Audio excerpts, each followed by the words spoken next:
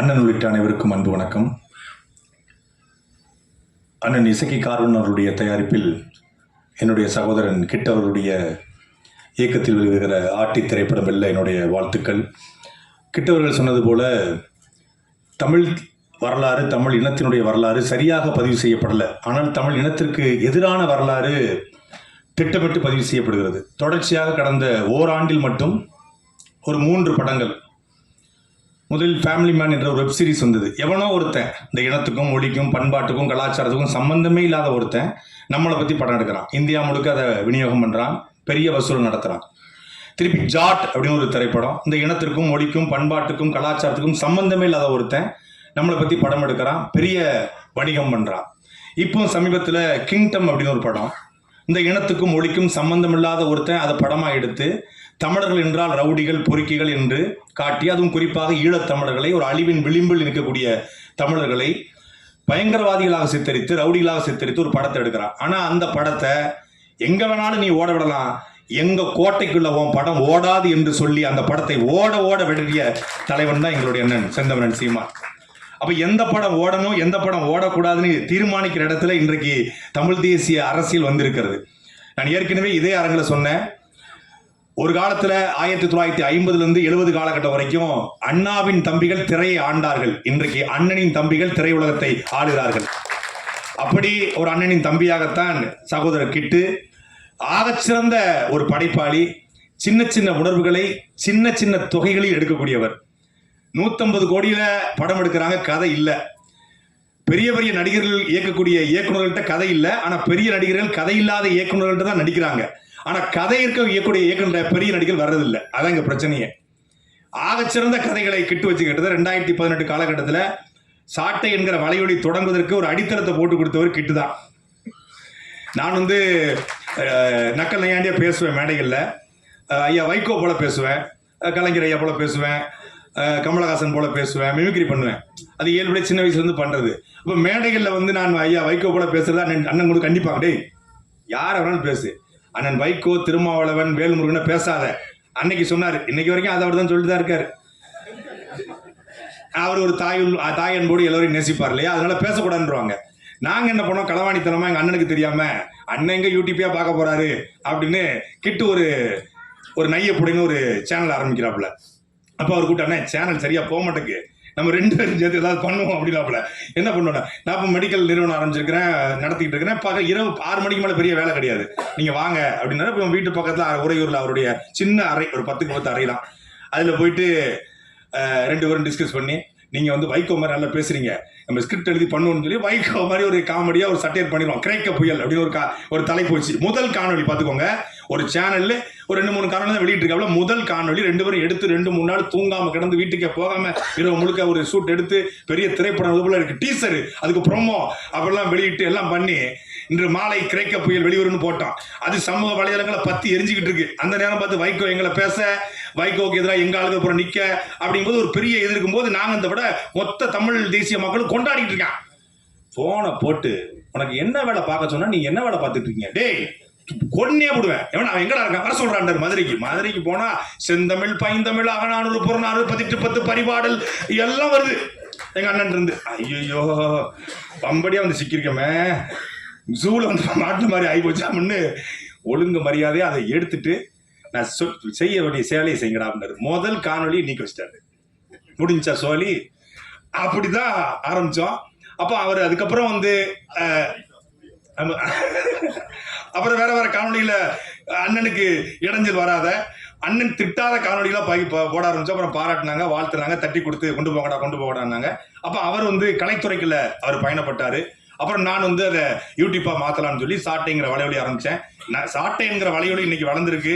நான் அறியப்பட்ட முகமா மாறி இருக்கேன்னா எங்க அண்ணன் எந்த அளவுக்கு எனக்கு மிக முக்கியமான பங்காற்றணும். அதே போல அதனுடைய அடித்தளத்தை போட்டு கொடுத்ததுல என்னுடைய சகோதரன் கிட்டுக்கு மிகப்பெரிய பண்புண்டு. நான் ஏதாவது ஒரு தளத்தை நன்றி சொல்லணும்னு கடமைப்பட்டிருந்தேன். நன்றி அன்பு சகோதரா. அவருடைய ஆர்வம் ரொம்ப இதா இருக்கும், ரொம்ப கியூரியாசிட்டி இருப்பார், ரொம்ப எனர்ஜெட்டிக்கா இருப்பாப்ல. இரவு முழுக்க அந்த ஏஆர் ரஹ்மான் இரவுலாம் தூங்க மாட்டான்னு சொல்லுவாங்க, அது மாதிரி இரவு தூங்க மாட்டாப்ல. நம்ம ஒன்று எடுத்து வச்சிருந்தா இரவு எடிட் பண்ணி வேற ஒன்று வச்சிருப்பாப்ல. அதுல 2 பேருக்கும் சண்டெல்லாம் வந்திருக்கு. அது ஒரு 2-3 மாசத்துல சண்டெல்லாம் வந்திருக்கு. அந்த அளவுக்கு அந்த கருத்தை மெருகூட்டுவார். அப்படி ஒரு ஆகச்சிறந்த கலைஞன். அவன்கிட்ட வந்து உண்மையிலேயே ஒரு 50 கோடி ரூபாய் கொடுத்து ஒரு வரலாறை பதிவு செஞ்சிருந்தா ஆகச்சிறந்த வரலாற்றை தமிழ் இனத்தினுடைய வரலாற்றை பதிவு செஞ்சிடும். அப்படிப்பட்ட ஒரு இயக்குனர் என்ன பெரிய தயாரிப்பாளர் சிக்கலை இந்த தயாரிப்பாளர் பெரிய தயாரிப்பாளராக வந்து ஆகச்சிறந்த படைப்பெடுப்பாங்க. இன்னும் கொஞ்ச நாள் தான் அண்ணனுடைய காலம் பிறக்க இருக்கிறது. அந்த காலம் தமிழ் தேசிய காலம் பிறக்க இருக்கிறது. கிட்டு போன்ற படைப்பாளிகள் கொண்டாடப்படுகிற காலமும் பிறக்க இருக்கிறது. இந்த படம் ஆகச்சிறந்த படமாக வந்திருக்கிறது என்று கேள்விப்பட்டேன். இந்த படத்தை திரையரங்கில் பார்த்து ஒவ்வொரு தமிழர்களும் கொண்டாட வேண்டும். சகோதரன் சுகுமார் சொன்னது போல ஆட்டியை பலவாட்டி பார்த்து நாம் வெற்றி செய்ய வேண்டும். நன்றி, வணக்கம். வணக்கம். எனக்கு ரொம்ப சந்தோஷமா இருக்கு இந்த மாதிரி ஒரு மூமெண்ட் ஷேர் பண்ணுறதுக்கு. Thank you John for inviting me, and thank you director sir for having me here and in this beautiful evening. And இப்போதா ட்ரெய்லர் பார்த்தேன், ரொம்ப நல்லா இருக்கு. It looks interesting. அண்ட் இந்த மாதிரி கதைகள் கண்டிப்பாக பார்க்கணும். அண்ட் தியேட்டரில் போய் பாருங்கள் எல்லாரும். அண்ட் இந்த மாதிரி படம் சப்போர்ட் பண்ணுங்க அண்ட் கண்டிப்பாக மிஸ் பண்ணாதீங்க. And once again my best wishes to the director sir. Where is director sir? Okay. And producer sir, Isiki sir, and the entire cast and crew of this Atti movie. My best wishes. Thank you so much. Nandri. எல்லாருக்கும் வணக்கம். First of all thank you Seeman sir for coming. ஒவ்வொரு படத்துலேயும் உங்களோட support எப்போவுமே இருக்குது சினிமாவில். So thank you so much sir. And I want to thank producer sir and director sir. Thank you so much for this beautiful character. ஏன்னா அந்த கேரக்டர் பயங்கர ஸ்ட்ராங்கான ஒரு கேரக்டர் அண்ட் எனக்கு ரொம்ப பிடிச்ச ஒரு கேரக்டர். ஸோ இந்த மாதிரி டிஃப்ரெண்ட்டான ஒரு லுக்கில், டிஃப்ரெண்ட்டான ஒரு ஜேர்னரில், ஒரு ஹிஸ்டாரிக்கல் மூவியில் பண்ணுறதே ஒரு பெருமையான விஷயமாக நான் பார்க்குறேன். அண்ட் கிட்டு சார் வந்து பயங்கர டேலண்டடான ஒரு பர்சன் அண்ட் ரொம்ப டேலண்டான ஒரு டேரக்டரும் கூட. அவர்கிட்ட நான் நிறைய கற்றுக்கிட்டேன் அண்ட் இன்னும் நிறைய கற்றுக்கணும்னு ஆசைப்பட்றேன் sir. And thank you so much ma'am. Thank you. அவங்களோட சப்போர்ட் காஸ்டியூம் சைட்லேருந்து இருக்கட்டும் சரி, அவங்க காஸ்டியூம் மட்டும் பார்க்குறதில்ல, அசிஸ்டன்ட் டேரக்டரும் சரி, கேமரா சைட்லேயும் சரி, எல்லா ஒர்க்குமே அவங்க பண்ணுவாங்க. ஸோ இந்த படத்தில் எல்லாரோட உழைப்பும் 100% இருக்குது. இது கண்டிப்பாக பேர் சொல்கிற ஒரு படமாக இருக்கும். ஸோ ப்ரெஸ் மீடியா உங்களோட சப்போர்ட் எப்போவுமே எங்களுக்கு வேண்டும். சப்போர்ட் பண்ணுங்கள். Thank you so much. கடவுளுக்கு ரொம்ப நன்றி, என் பேரண்ட்ஸுக்கு ரொம்ப நன்றி. தேங்க்யூ. அனைவருக்கும் இனிய மாலை வணக்கம். மிக மகிழ்ச்சியான தருணம் இது. இயக்குனர் கிட்டு சார் அவர்களுடைய இந்த ஆட்டி படத்துடைய காணொளியை தமிழர்களின் கோமான் எங்கள் அண்ணன் சீமன் அவர்கள் வெளியிடுவது தான் மிகச்சிறந்த நிகழ்வாக இருக்கும். அந்த இந்த அந்த விழா மேடையில் எனக்கு ஒரு வாய்ப்பு கிடைச்சதுக்காக அந்த பிரபஞ்சத்துக்கு நான் நன்றி சொல்லிக்கிறேன். மேடையில் விட்டிருக்கும் அனைத்து பெருமக்களுக்கும், என்னோட பணிபுரிந்த அனைத்து நடிகர்களுக்கும் என்னுடைய நன்றியையும் தெரிவிச்சுக்கிறேன். முக்கியமான விஷயம், அது நேரமின்மை காரணமாக நீங்கள் கொஞ்சம் கம்மியாக பேசிக்கிங்க அப்படின்னால 2 வார்த்தை மட்டும் சொல்லி பேசிக்கிறேன்ட்டு வெளியிலே சொன்னேன், எதாவது பேசுவேன் அப்படின்ட்டு. அதாவது நம்ம நிறைய படங்கள் பண்ணுவோம். திருமுருகன் சார் ஒரு ஆதங்கத்தை இங்கே வந்து வெளியிட்டார். படங்கள் பண்ணுறதுக்கெலாம் ஆள் இருக்கீங்க, உணர்வுகளை, தமிழர்களின் உணர்வுகளை பதிவு செய்த இங்கே ஆள் இல்லை அப்படின்ற மாதிரி. ஸோ அது வந்து இசக்கி கார்வண்ணன் சார் போன்ற நல்ல ஒரு ரசனையான கலைஞர்கள், நல்ல தமிழர்கள் மூலமாக அதை நிகழ்ந்துட்டு வர்றதுக்கு இந்த படம் உதாரணம்.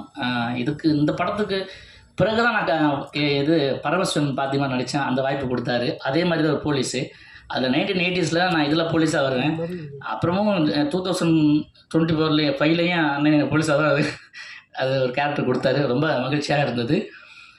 வழக்கமாக கமர்ஷியலாக பண்ணுற படங்களில் போய் ஒர்க் பண்ணுற டீம் காட்டிலும் இந்த கிட்டு சாருடைய டீம் வந்து ரொம்ப என்டர்ல ரொம்ப டிஃப்ரெண்ட்டாக இருந்தது. ரொம்ப அதாவது என்ன சொல்கிறதுன்னு தெரியல.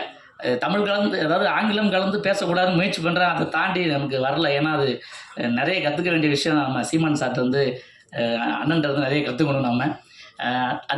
அதாவது வழக்கமான படங்கள்லேருந்து விலகி இந்த படம் எப்படி இருக்கும் அப்படின்னு சொன்னால் உண்மையிலேயே ஒரு குறிப்பிட்ட ஒரு காலகட்டத்துக்கு உங்களை கொண்டு போய் செல்லும். அது மட்டுமல்ல, இந்த ஆட்டி ஒரு வாட்டி பார்க்குறவங்கள கூட உங்கள் உணர்வுகளையும் உங்களுடைய தமிழ் உணர்வையும் ஒரு வாட்டி ஆட்டி பார்க்கும் அப்படின்னு சொல்லி என் பேட்டியை முடிச்சுக்கிறேன். நன்றி, வணக்கம்.